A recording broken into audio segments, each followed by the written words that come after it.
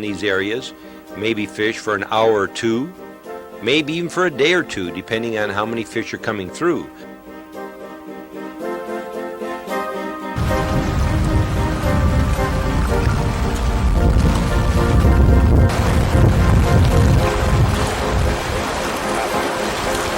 Oh, nice job, Leroy. That's a fish. Look at that bugger.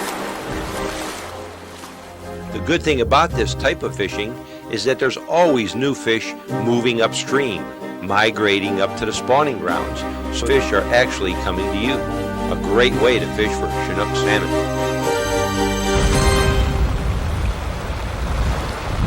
A nice fish.